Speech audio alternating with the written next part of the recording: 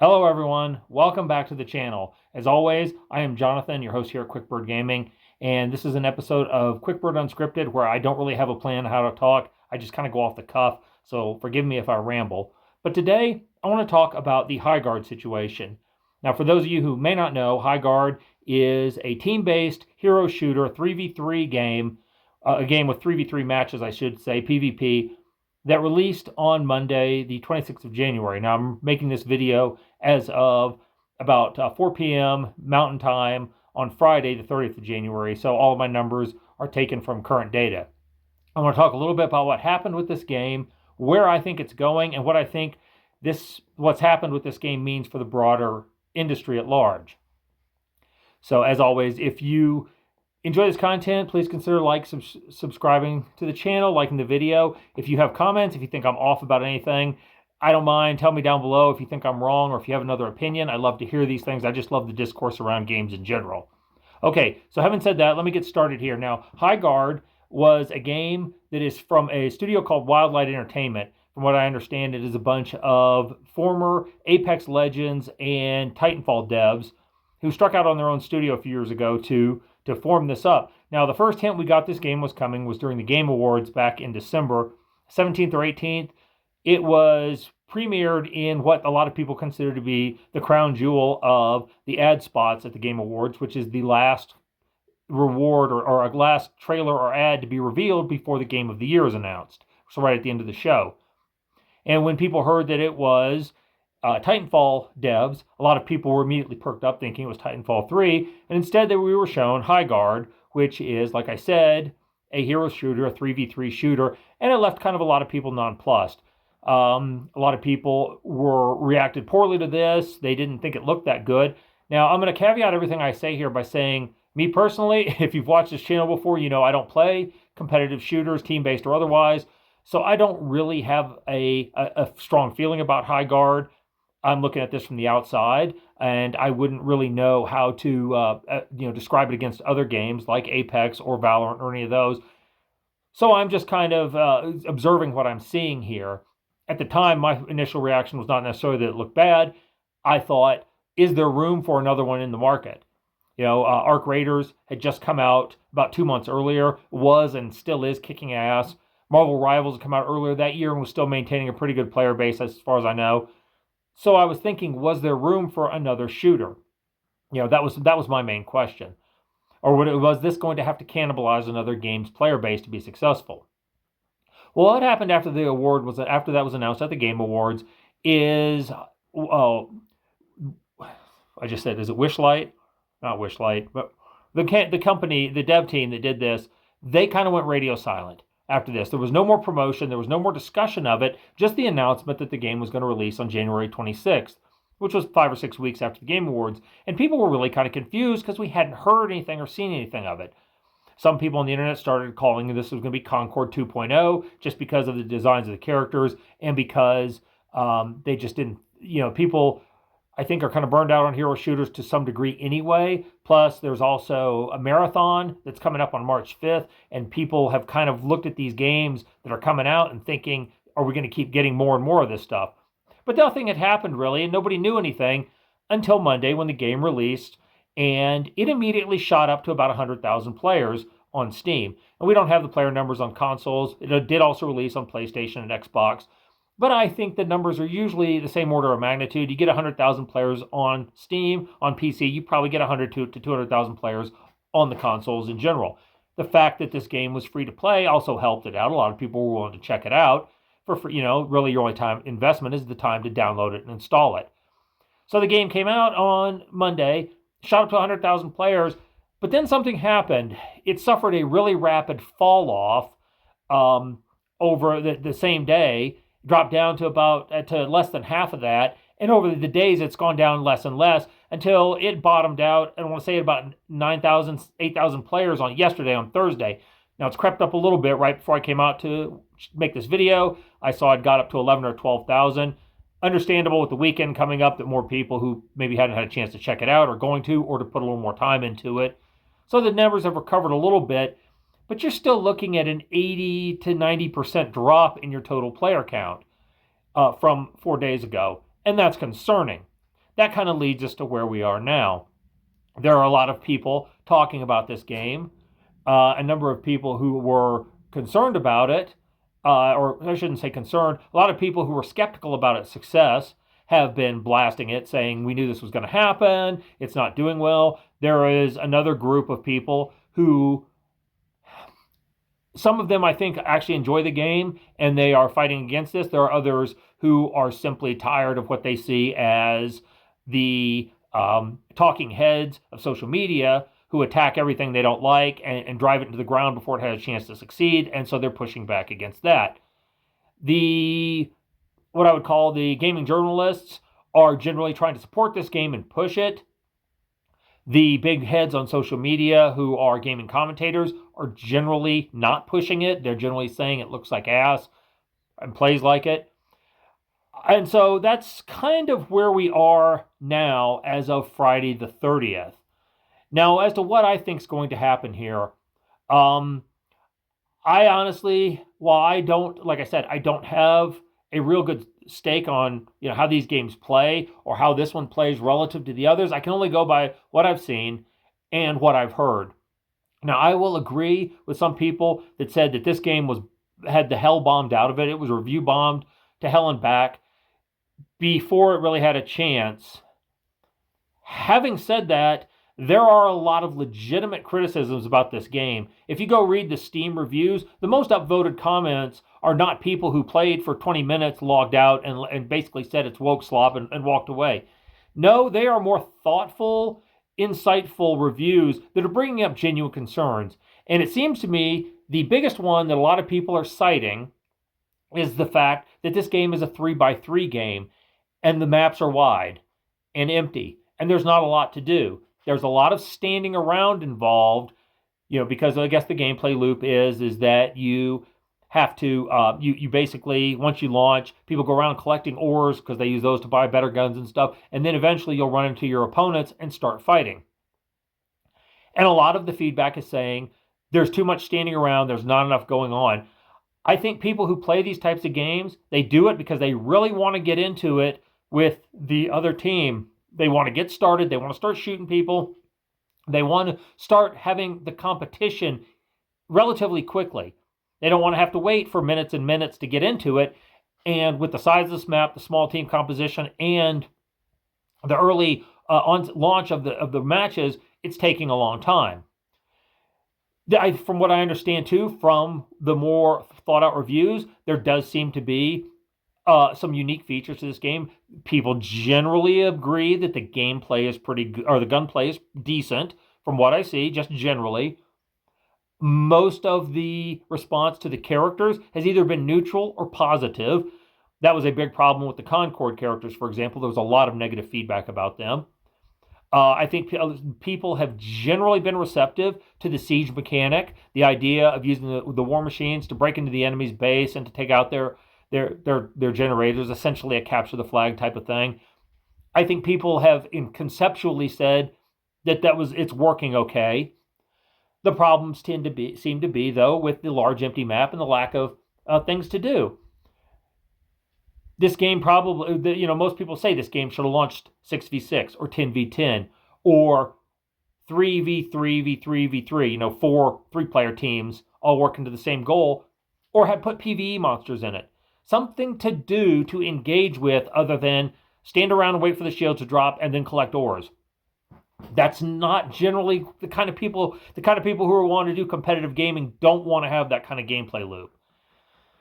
And to their credit, Wildlight, I'm not keep calling them Wildlight, but I can't remember if that's the right name. The developers have responded to this. In fact, there's a patch going up now, aside from some quality of life and some technical fixes. They're also experimenting with the 5v5 raid mode. It was that simple for them to add this in 4 days after launch because the response has been so strong. Now, there's no guarantee it'll last.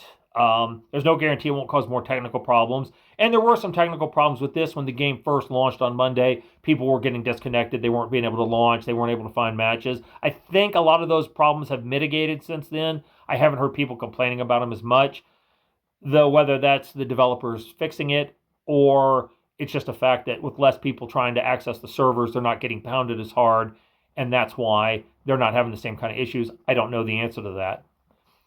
But the fact that they've already responded to this, it could be looked at as proactive or it could be looked at as panicking. Now, where do I think this game is going to go? I think this game is in trouble just because, as a free-to-play game, you need to have a healthy base of players in order to fund it and to keep your development studio alive. Now, the developers said something to the effect of, we don't need to have a lot of players to have a big success. I beg to differ, sir, because you don't have that initial influx of cash. You do need players because you need people buying cosmetics and buying battle passes. Now, a lot of what I'm about to say here is supposition based on what their development tail looked like. If they were able to develop this game for a modest amount, which by AAA standards these days, if it was $25 million and they have enough operating capital to see them through a few years, you might be able to get away with a smaller player base. Because if you only, let's just say that through use of advertising, and I don't mean you paying for it, I mean other people buying advertising in your space as the developer or the game, through advertising, creative accounting, or write-offs, if you were able to reduce that 25 million to 10 million, if you had 10,000 players, you would need each of those players to basically spend $100 for you to break even. And that's if you have 10,000 players that are willing to spend money on the game.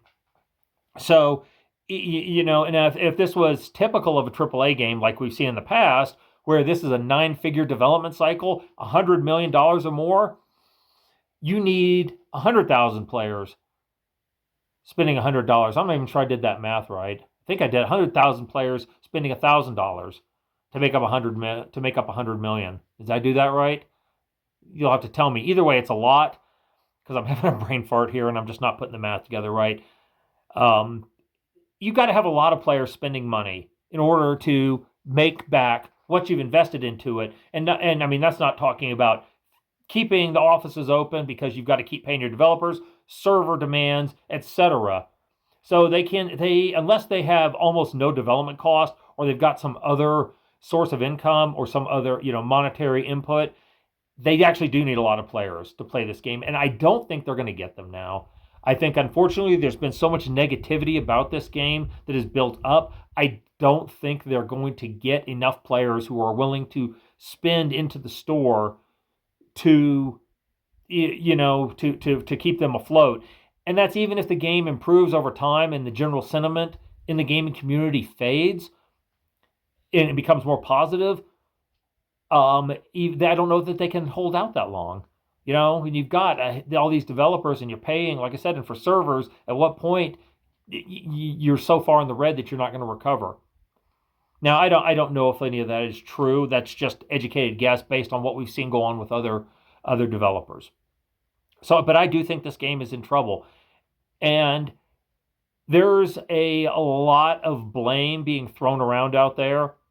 There are people who are essentially saying that it was doomed from the start, and they've spun a lot of negativity about the game.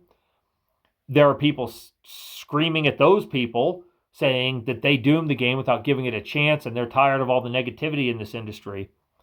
Well, this is where we start getting into the third area, past what happened, what I think is going to happen. Now we're going to go into the wider lessons, I think, for the gaming industry that you can take away from this. First of all, I want to say this. If you are developing a game like this and you have any significant monetary or time investment in your product, you should not do a blind drop. You shouldn't do it, you shouldn't just release the game into the wild without any kind of advertising or market testing. I'll use Marathon as an example because it's kind of a contemporary for this as a game that's getting ready to come out now. It's an extraction shooter, but a team-based shooter game. It's supposed to release on March 5th. It's from the people at Bungie, some of the developers who made games like Halo and Destiny and Destiny 2. They had a lot of negativity around their game last year because they had an alpha test. I want to say it was in June or July that went very poorly.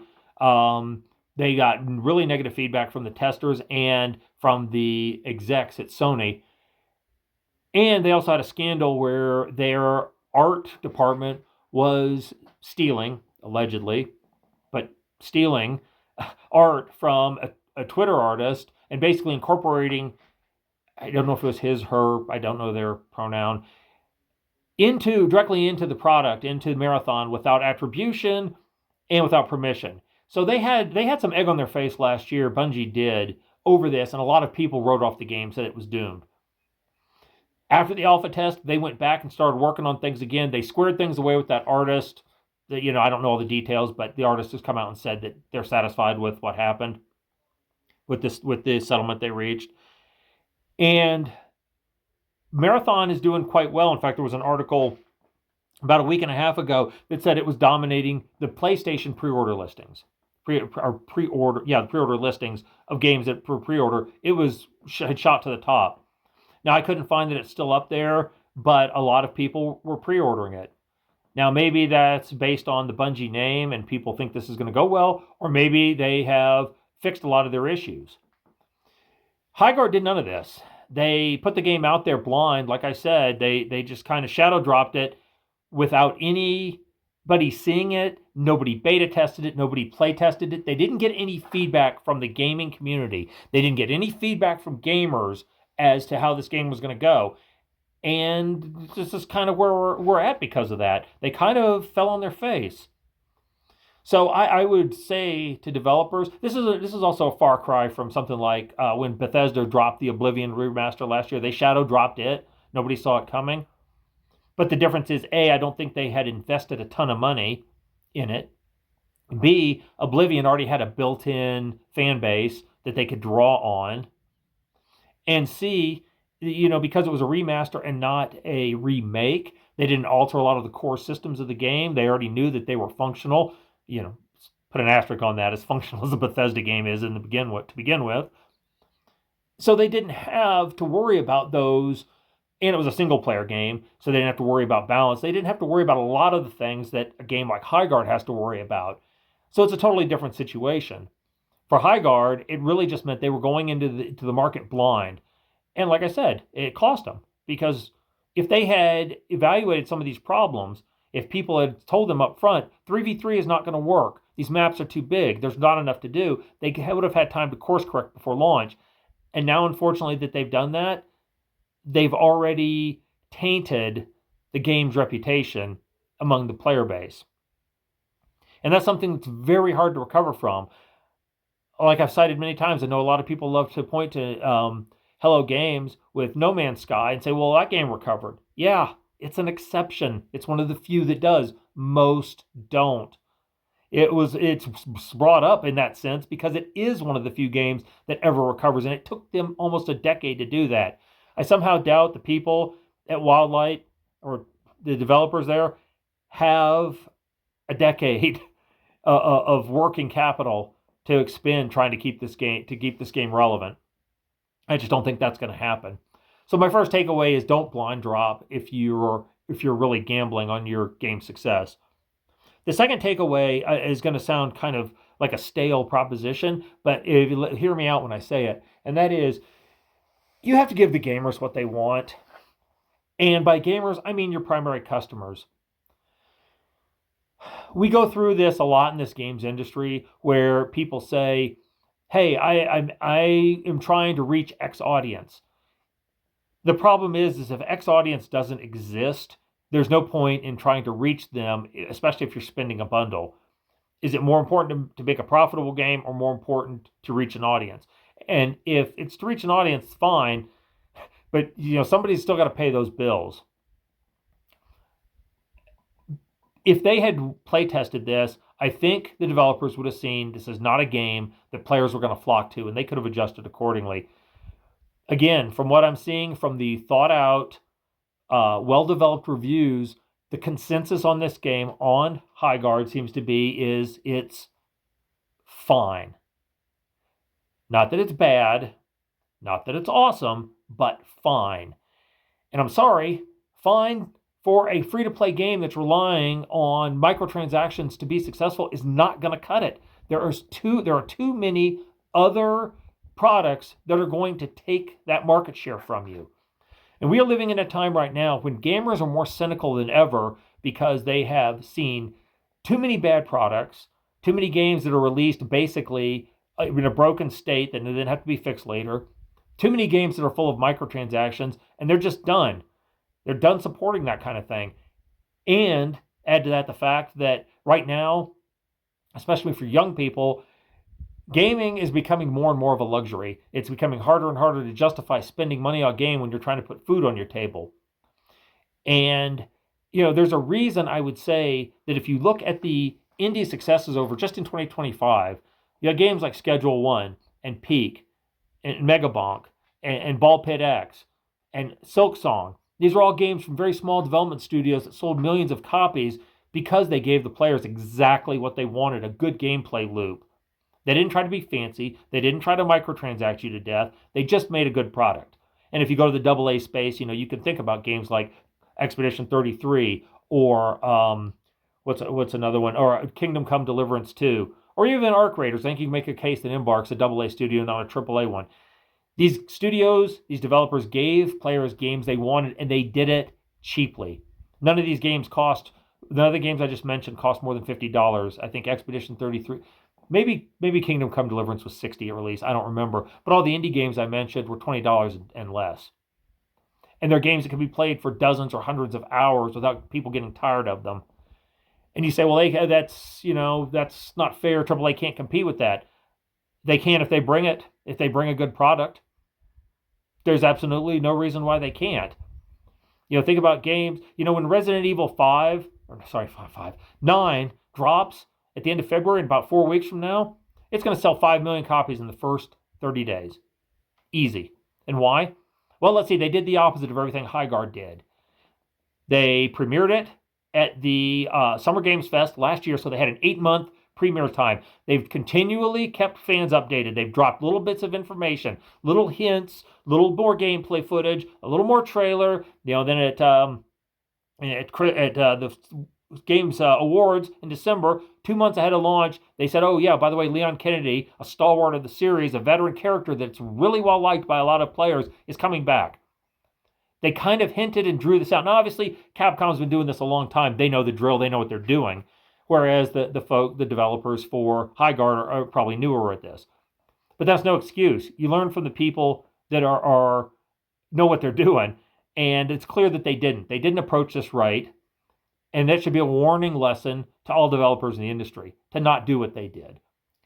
And for God's sakes, give players what they want, because they're just not going to support games they don't want anymore. I've heard the arguments. People have said, well, this game was toxically killed before it was launched, and it's all the incels, and it's all the chuds who did this, and they're all terrible, blah, blah, blah, blah, blah. And my response is, so what? Even if you're 100% right, none of these people are going to buy the game. None of them are going to support it. You're not going to shame them into buying the game. You're not going to shame other people into buying the game if they don't like it. And the game's journalists have fractured their integrity and their image for so long that people would rather listen to their favorite streamer or YouTuber to figure out if they like something, because they don't trust the journalist implicitly anymore. You could argue that this is wrong, but it's just the fact. It is the facts that these people are not going to buy the game, and you can't shame them into doing it. I've also heard the arguments where people say, oh, the game worked, people worked really hard on this, and they put all their heart into it, and you shouldn't bash on it. And I'm immune to those arguments. I work on my YouTube channel, and as of making this video, I think I have 60-ish subscribers. And don't get me wrong, I love every one of you. I appreciate you. But I have to offer a product that people want. If they don't, they're under no obligation to subscribe. I also write fiction books, and it takes me 10 to 18 months from the time I start writing it to get it to publication. That includes writing it, editing it, fine-tuning it, either building a cover or paying for a cover, and so on and so forth. And you know what? At the end of that day, I put a lot of work into it, and you know what? Nobody's obligated to buy it if they don't like it. I have to deliver a good product for them to like it. And so these arguments that people worked really hard on it, who cares? The consumer has the last word when it comes to matters of taste, and if you don't provide a product they want, they're under no obligation to buy it, to give you their time or give you their money. And I think the developers of Highguard are figuring this out the hard way. Now, they're scrambling. Like I said earlier, they've gone to a 5v5 raid system that they're testing this weekend. But I think it might be too late, unfortunately. And that's a hard lesson for them to learn. But this is what the game industry needs to do. Don't screw around. Market test. Give people what they actually want. And if you don't know what they actually want, this is you either need to figure it out or this is the potential outcome. So anyway, okay. I've rambled for 25 minutes. That's long enough. I'm sitting outside. It's about 45 degrees out here and I'm getting cold. I would have worn a jacket, but I wanted to show my I'm this old. Yes, with the tapes and the discs and the VHS tapes. Yes, I remember using all those. If you don't remember top loading a VCR, God, you're just a kid to me. Anyway, so thank you for tuning in. Like I said, I appreciate that. I'll be back this weekend with more QuickBird news, and I'll update on the Highguard situation if anything more has happened. Until then, thank you once again. Y'all go out there, live your best lives, and y'all stay gaming.